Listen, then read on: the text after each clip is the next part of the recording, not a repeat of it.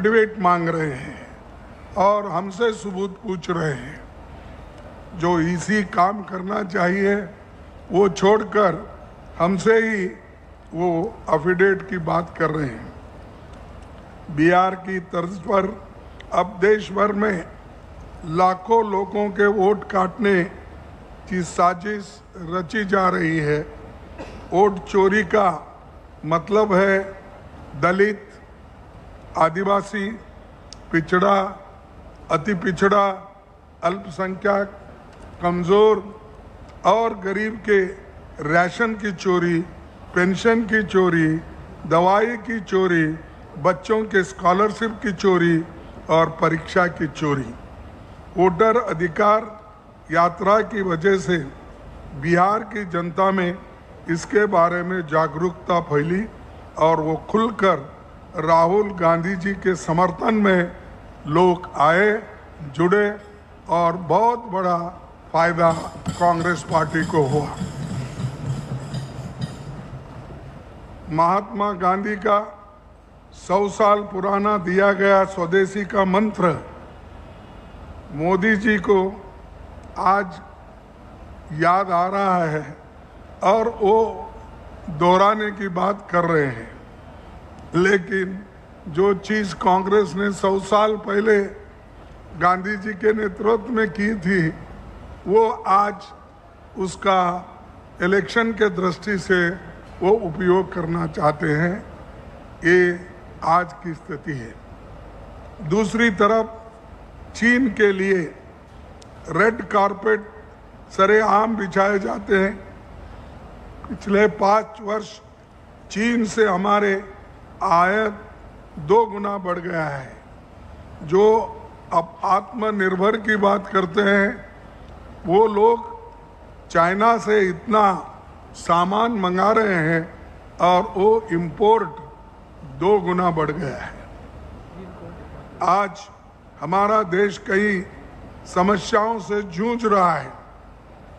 ये समस्या आर्थिक मंदी, बेरोजगारी, सामाजिक ध्रुवीकरण और स्वायत्त संवैधानिक संस्थाओं को निशाना बनाकर कमजोर किया जा रहा है। 2 करोड़ नौकरियां और सभी को 15 लाख देने का वायदा तो अधूरी रहा और युवा रोजगार के बिना भटक रहे हैं। नोटबंदी और गलत जीएसटी ने अर्थव्यवस्था को पटरी से उतार दिया है। 8 वर्षों के बाद प्रधानमंत्री जी को अपनी गलती का आज एहसास हुआ है। अब जीएसटी में वो सुधार लाए गए जिसकी मांग कांग्रेस पार्टी पहले दिन से ही कर रही थी। आप सभी को मालूम है हम ये चाहते थे कि सिर्फ जीएसटी में 2 ही स्टेज रहना चाहिए, एक 4 और एक 8। ये पहले से हमारी मांग थी और उस मांग को उन्होंने ठुकराया और कम से कम उन्होंने इतने पैसे जमा लिए, चाहे वो पेट्रोल हो, डीजल हो, दूसरी चीज़ें हो, उनके ऊपर ये जीएसटी लगाकर कम से कम 23 लाख रुपए उन्होंने जमा किया और खास करके 2.5 लाख रुपए वो उन्होंने इसमें अपने तरफ ले लिया। इसके बाद मोदी का मानना है कि देशवासियों को अधिक खर्च करना चाहिए, परंतु जब पिछले 10 वर्ष में आमदनी ही नहीं बढ़ी, सिर्फ महंगाई बढ़ी है, तो लोग अधिक खर्च कैसा करेंगे? जब पैसा ही आपके हाथ में नहीं है, जब इनकम ही नहीं है, तो आप खर्च कैसा करेंगे?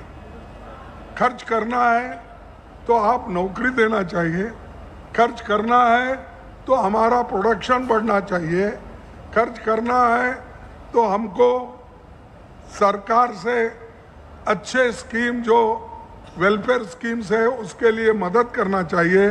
लेकिन वो काम उन्होंने छोड़ दिया और जनता को अब गुमराह कर रहे हैं मैंने 2 टैक्स लगाया, सिर्फ ये किया, तो ये एक बहुत बड़ा धोखा ये भी उन्होंने जनता को दिया है।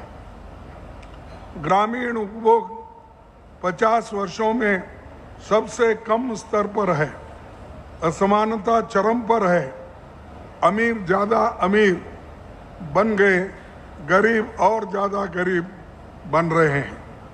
प्रधानमंत्री अपने वायदे के मुताबिक किसानों की आय दोगुनी नहीं कर पाए। 2020-21 के 3 काले कानून की वजह से आंदोलन चला, 750 से अधिक किसान शहीद हो गए। केंद्र की मोदी सरकार के साथ साथ अन्य राज्यों की भाजपा सरकार भी धार्मिक ध्रुवीकरण और सांप्रदायिक भावनाओं को ज्वलंत रखने के मौके वो तलाशती रहती है हमेशा के लिए। भाजपा ने जनवरी 2024 में आया नीतीश गया नीतीश कुमार को फिर से समर्थन देकर बिहार में एनडीए सरकार बनाई। नीतीश सरकार ने विकास का वायदा किया, लेकिन बिहार की अर्थव्यवस्था पिछड़ रही है और डबल इंजन सरकार की ये दावा जो था ये खोखला निकला और वो आज केंद्र से भी एक पैकेज भी नहीं ला सके। बिहार में मैं रोजगारी दर 15% से ऊपर है। हर साल लाखों युवा पलायन करते हैं। भर्ती घोटाले की वजह से युवा सड़कों पर आंदोलन करके पुलिस की लाठी खाते हैं। बिहार के किसानों की हालत शायद देश में सबसे खराब है। बाढ़ के कारण हर साल लाखों लोग कोसी और गंडक नदियों से नुकसान उठाते हैं। ये इस बात है कि बाढ़ प्रबंधन में सरकार पूरी तरह विफल रही है और उन्होंने इस तरफ जितना ध्यान देना चाहिए वो नहीं दे रहे हैं। प्रधानमंत्री ने अनेक मौकों पर बिहार के चीनी उद्योगों के पुनरुद्धार का वायदा किया, पर 10 साल बाद भी उनका वायदा झूठा ही रहा और एक कारखाना भी वो पुनरुत्थान नहीं कर सके और कोई चीनी उद्योग यहाँ पर नहीं आ सका। एनडीए गठबंधन में आंतरिक कला अब खुलकर सामने है। आप हमारे चैनल को लाइक सब्सक्राइब जरूर करें और सभी प्लेटफार्म पर उपलब्ध है सिर्फ बिहार हलचल न्यूज, जन जन की आवाज़।